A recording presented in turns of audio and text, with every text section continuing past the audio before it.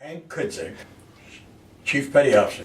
I did all my time on two submarines. The first one was the Nautilus. I made 8 war patrols on the Nautilus, and I made 6 on a submarine called the GAR, G-A-R. 14 war patrols in all. The first patrol was Midway. The second one was Macon Island, Colonel Carlson's Raiders at Macon Island. We started to play commando now. We're a large submarine hockey. You got to take 120 troops on our sub and 122 Marines, 120 Marines on another sub, and 240. You got to feed them, you know, and they're big guys. You got to give them a place to sleep, and all that. And of course, they didn't like us. They didn't like submarines. They wanted to get out, and they'd rather fight the Japanese. So number 1 was Midway. Number 2 was Macon Island.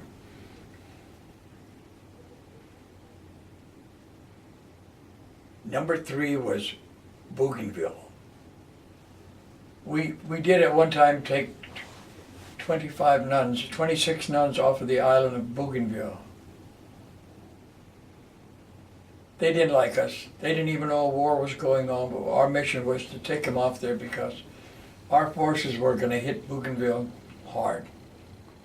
Now these ladies, they didn't want to come on a submarine.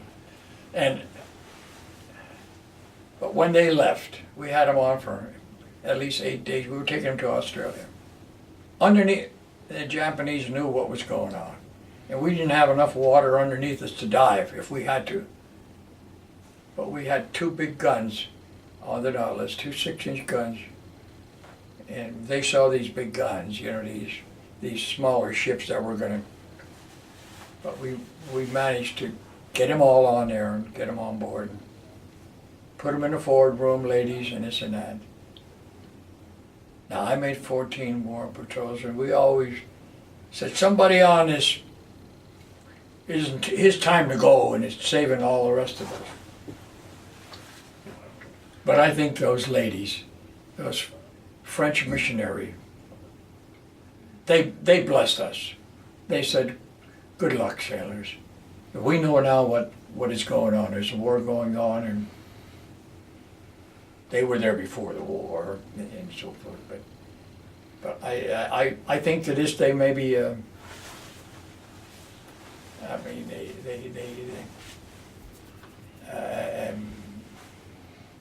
what else could it be? Now Nimitz Chester came on 3 times, and he came on after these. He came on to greet us. He was our friend, my hero. I like him. He was a regular guy. Tarawa was, we did commando, took troops to Tarawa. Now, at Macon Island, they lost 30 Marines. And that was something else that I didn't think I as a submariner would get involved in this. Things like that, landings and so forth, but we were a large submarine. We could take 120 on there, and we had to bury some.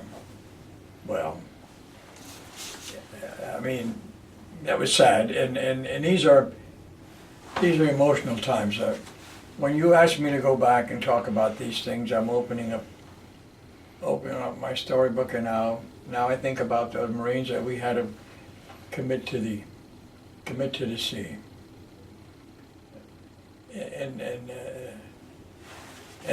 I assisted in all that. Everybody assists, whatever they, you know, when you're on a submarine, you do a lot of other things. I was privy to the control action of a submarine, a control room, conning tower, and the bridge. That was my stations. That's where my 4 on and 8 off were.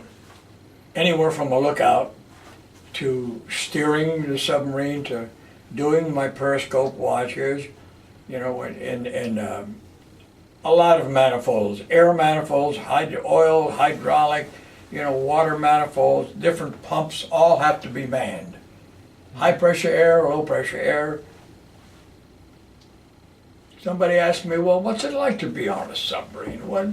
I said, well, I tell you what, I'll tell you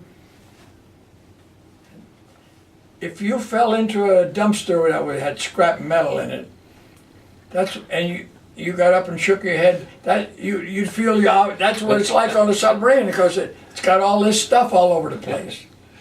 You know, first they build this thing, and if there was any room left, that's for the people who are going to man her. You know, anywhere you look, there's a valve, and you know, you get asked questions when you go one-on-one with the executive officer or the skipper. He's going to see if you're qualified to stay on a submarine, so you better qualify. So you do all the studying yourself. Nobody's holding school. I mean, you won't find many submarine sailors that made 14 war patrols. It's lucky, or I made the first 8 war patrols on the Nautilus, and I made the last 6 on a submarine called the Gar. And a total of 14 war patrols, and things happened. I went in as a kid, didn't drink, didn't smoke. You know, I came out, I put the whole war under my belt, and I still couldn't vote when I came out. I wasn't old enough. I was 20 years old when I came. When I got discharged for the first go round, but then I said I went back in, and it was remarkable. I didn't drink, I didn't smoke, I didn't have different things I didn't do, but you know, you pick these things up. I said, well, there were things I had when I came out I didn't have when I come in. You know, he said I had a wife now, which I got married after 1945. The war had ended, and I called my wife the War Department. She